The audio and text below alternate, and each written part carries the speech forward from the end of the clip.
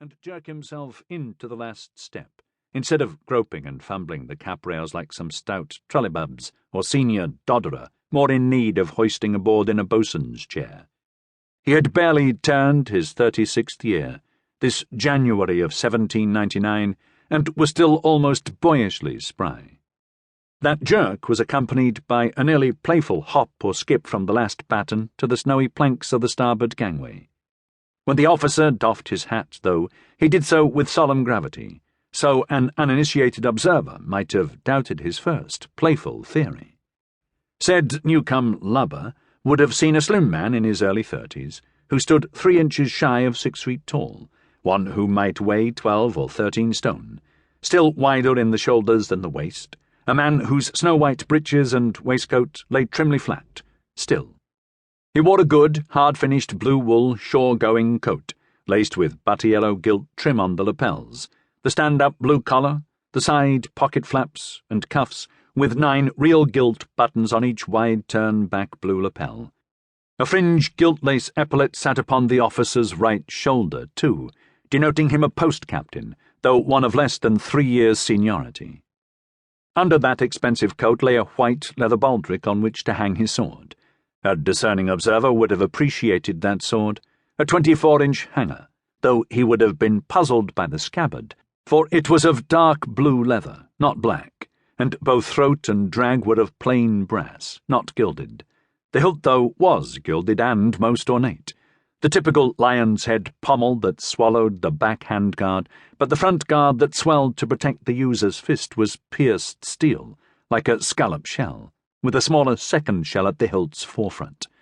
A discriminating man with a taste for blades would appreciate that the hanger was a gills, and, when drawn, was nearly straight on the back edge, the first 8 inches honed razor-sharp, while the lower edge was upswept to the point, so that it gave the impression of a curved blade hanger. A discriminating gentleman would have further ahemed over the cut steel square links of the officer's watch chain and fob, deeming him a man of good taste, too.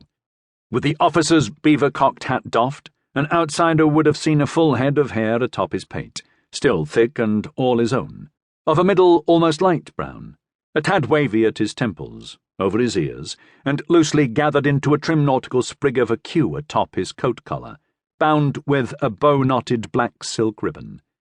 The officer was much too sun or wind-burned for fashion in the better sorts salons, though. Not completely a gentleman, perhaps, the lofty observer would have sniffed. Too much the sea-dog, after all. The salute done, Lewrie clapped his hat back on his head and smiled at his first officer, his darkly, romantically handsome Mr. Anthony Langley. "Everything's in order, Mr. Langley?" he asked. "Nothing gone smash since I left the ship?" he gently teased. "No, sir, praise God," Lieutenant Langley reported.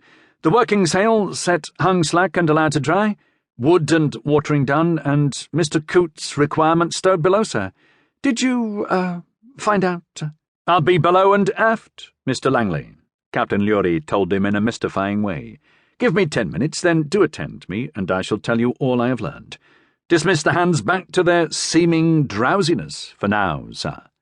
"Aye, aye, sir," Lieutenant Langley crisply replied, with a hand to his hat and a short sketch of a bow from the waist, as Captain Lewrie went down the starboard ladderway to the gun-deck, then aft past the bulkhead door and the marine sentry to his great cabins. "Cool tea, sir?"